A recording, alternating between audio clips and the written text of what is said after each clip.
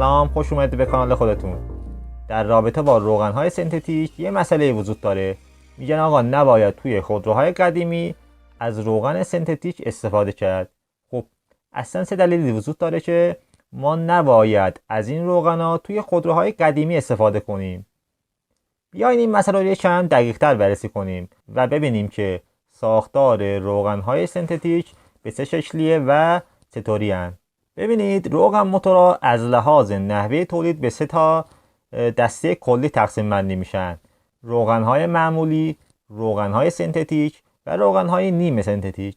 روغن‌های معمولی پرکاربردترین روغن موتورها در واقع محسوب میشن. در اصل اینا روغن‌های استانداردن، ولی خب به اشتباه اینا چون عامیانه بهشون میگن روغن‌های موتور. اینا از سالیان گذشته تا به امروز هم خب جزو پرکاربردترین روغن‌ها توی بازار محسوب میشن که از تصفیه نفت خام که توی جریان پالایش اینا به دست میان. دومیش هم مربوط میشه به روغن‌های سنتتیک. این روغن‌ها روان کننده هایی هستن که از ترکیبات شیمیایی سنتزی در واقع ساخته میشن، برخلاف روغن‌های معمولی که از تصفیه نفت خام و در جریان پالایش به دست میان نیست. روغن موتور سنتتیک یه نوع ماده ساختنی به حساب میاد، به این معنی که این نوع روغن‌ها از ترکیبات شیمیایی و با استفاده از خواصی که به هیدروکربن ها داده میشه ساخته میشن و به همین دلیلی که با توجه به ساختار و مشخصاتی که هر شرکت سازنده روغن موتور به کار میگیره تفاوت‌هایی با محصول شرکت‌های دیگه در اون ایجاد میشه و هر کدوم از انواع روغن‌های ساخت شرکت‌های گوناگون به خاطر تفاوت در همین مواد تشکیل دهنده دارای خواص مخصوص به خودن.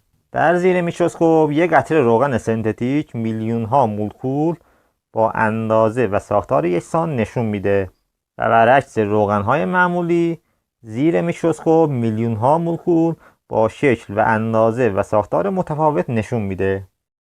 روغن سنتتیک میتونه کاملا سنتزی یا ترکیب سنتزی باشه و از چند نوع پایه مشتق شده باشه. دسته از اونا که بر پایه و اساس پلی آلفا الفین ساخته میشن به خاطر داشتن ترکیبات استرها کارکرد بالاتری دارند و از انواع دیگر سنتتیک ها بهترند. این روغن ها به خاطر داشتن ترکیبات پلیمری عمر بالاتری دارند، دمای تحمل و سوختن بالاتری دارند و کمتر خاصیتشون دچار تغییرات میشه. ضمن اینکه اکسیداسیون پایینتر این روغنا خورندگی اونا رو به شدت پایین میاره. این روغنا غیر سمی‌اند و به راحتی در مسیر روغنکاری جاری میشن و همچنین به خاطر طراحی خاصشون با وجود روانکاری عالی فکاک کمتری با قطعات دارند. به همین علت مصرف سوخت خودرو رو نسبت به نمونه‌های معمولی پایین میارن. در کنار مزایایی که این روغن موتورها دارن یه مشکل اصلی دارن: اینا قیمتشون نسبتاً بالاست و سازگار نبودن با تمامی پیشرانها به خصوص موتورهای قدیمی از مهمترین عیوب این روانکارا محسوب میشه. دسته سوم روغن‌های نیمه سنتتیکن. این روغن‌ها بچه‌ها بین روغن معمولی و روغن سنتتیکن، حالا به طوری که نه خواص روغن سنتتیک رو دارن و نه اینکه این روغن معمولی توشون وجود داره. اینا ما بین این دوتا قرار دارن، اما حالا اینا به خاطر داشتن یه سری ترکیبات اضافه اینا توی شرایط سخت یکم تحملشون بیشتره نسبت به روغن‌های معمولی و میتونن توی شرایط سخت بهتر کار کنن. این روغن بچه‌ها مثل بنزین سوپر و بنزین معمولیه. حالا میگید چطور؟ فرضاً شما توی یه خودرو سوار شدید که سازنده اون خودرو تاکید کرده که شما باید از بنزین سوپر تو این خودرو استفاده کنید و شما میایید برعکس بنزین معمولی میزنید. خب شما به مشکل برمیخورید. ولی اگه شما توی یه خودرویی که بنزین معمولی استفاده میکنه بیاید بنزین سوپر بزنید مشکلی پیش نمیاد. پس استفاده از یه روغن معمولی یا نیمه سنتتیک توی خودرویی که باید از روغن سنتتیک استفاده بشه مشکل ساز میشه و ایجاد خرابی و مشکل میکنه. ولی اگه توی خودرویی که از ابتدا روغن معمولی استفاده کرده و میخواید این روغن رو تعویض کنید به نیمه سنتتیک و سنتتیک، از لحاظ مکانیکی اشکال نداره، ولی به دلایل فنی پیشنهاد نمیشه که این کار رو انجام بدید، به دلایل اینکه برخی از این روغن‌های سنتتیک با واشرها و آببندهای موتور خودرو سازگاری پیدا نمی‌کنند و بعداً دچار نشتی میشن. این روغن‌ها یه جوریان که به دلیل ضخامت کم فیلم روغن روی قطعاتی مثل یتاقان‌ها در این خودروها نتونن به خوبی روانکاری بشن. ببینید زمانی که شما بخواید یه روغن موتور رو انتخاب کنید، اولویت با پیشنهاد سازنده خودروه. یعنی اینکه این روغن موتوری که توی خودروتون استفاده میکنید باید با استانداردهای سازنده خودرو مطابقت داشته باشه، در غیر این صورت باعث خرابی و مشکل میشه. پس وقتی شما میخواید این روغن موتور رو انتخاب کنید، قبل از هر چیز به دفترچه راهنمای خودروتون در واقع مراجعه کنید، چون اونجا نوشته که این خودرو به چه روغنهایی در واقع سازگاری داره و میتونه ازش استفاده کنه. حالا اگه مصنوعی باشه چه بهتر.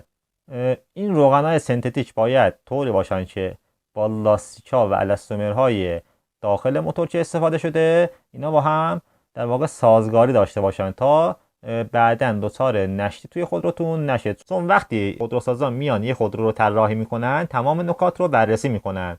خب یکی از این نکته ها همین استفاده از روغن سنتتیکه. میان از مواد و الاستومرها و پلاستیک های استفاده میکنن که سازگاری داشته باشه با این روغن موتورها. چون حالا خودروهای قدیمی تر با روغن های در واقع معدنی و معمولی سازگاری بیشتری دارن، بهتره که شما هم طبق اون سازنده خود رو در واقع عمل کنید. روغن های معمولی طوریان که باعث تورم واشرها میشن و جلوگیری میکنن از نشتی، چون غلظت توی روغن های معمولی تقریبا بیشتره. توی روغن های سنتتیک اینا یکم روونترن و حالا به این دلیل که این روغن های سنتتیک ویسکوزیته کمی دارن، هر سیالی که ویسکوزیته کمی داشته باشه آب بندی کردن اون یکم سخت میشه، چون به راحتی از لابلای اون آب بندها نفوذ میکنه و باید از مواد مخصوص استفاده بشه تا بتونه این مواد رو جلوگیری کنه از نشتیش. حالا به عنوان مثال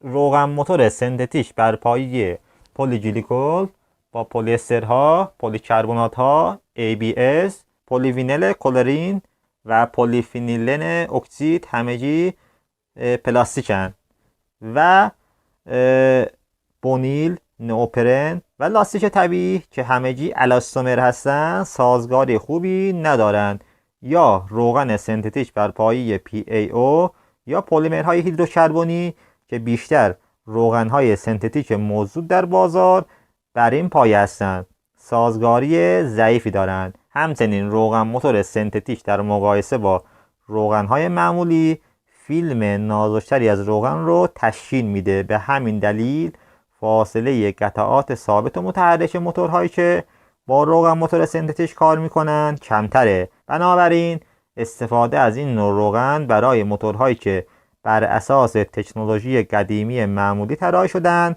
باعث نشتی پیستون میشه. یه نکته دیگه که هست در رابطه با خودروهایی که یکم عمرشون بیشتره و قدیمی ترن اینه که اینا آببندهاشون در اثر حالا کارکرد زیاد و حرارت که حالا توی خودرو ایجاد میشه دچار خرابی و پوسیدگی میشن. حالا یه سری از عوامل هم هست که روی این آببندها تاثیر میذاره. وقتی که شما میاد یه روغن سنتتیک رو توی این موتورها استفاده میکنید، این آببندها دچار نشتی روغن میشن. حالا اگه شما اصرار دارید که توی خودروتون از روغن سنتتیک استفاده بشه، مشکلی نیست و مانعی وجود نداره، ولی چند تا نکته هست که شما باید حتما اون رو رعایت کنید. حالا اگه خودروتون یکم جدیدتره و عمرش از 10 سال بیشتر نباشه، شما میتونید از روغن‌های سنتتیک استفاده کنید، ولی این روغن معمولی طوریان که اینا توی موتور رسوباتی رو بس خودشون باقی میذارن و این رسوبات توی موتور هست. وقتی که شما میاید از روغن سنتتیک استفاده میکنید، چون این روغنا خاصیت تمیز کنندگی دارن، باعث میشن که این رسوبات از موتور کنده بشن و مشکل ایجاد کنن. پس اگه شما بخواید توی خودرویی که روغن معمولی استفاده میشه و میخواید این رو تعویض کنید به سنتتیک، شما باید این رسوب زدایی رو توی موتور انجام بدید، یا اینکه از روغن‌های فلاشینگ استفاده کنید. روغن‌های فلاشینگ هم یه جوریان که فقط برای این کار انجام میشه و رسوبات موتور رو از بین میبره. شما باید این روغن فلاشینگ رو داخل موتور بریزید و بذارید خودروتون حدود 20 دقیقه کار کنه. بعد 20 دقیقه هم روغن رو باید تخلیه کنید و فیلتر رو هم جدا کنید و عوض کنید. بعد این کارا شما میتونید روغن سنتتیک رو توی خودروتون جایگزین کنید. بچه‌ها من یه ویدیو درست کردم در مورد تاریخ مصرف روغن‌های موتور و یه ویدیو هم در مورد مخلوط شدن دو تا روغن موتور با هم. پیشنهاد میکنم قبل خداحافظی یکی از این دو تا ویدیو رو ببینید. فعلا تا بعد.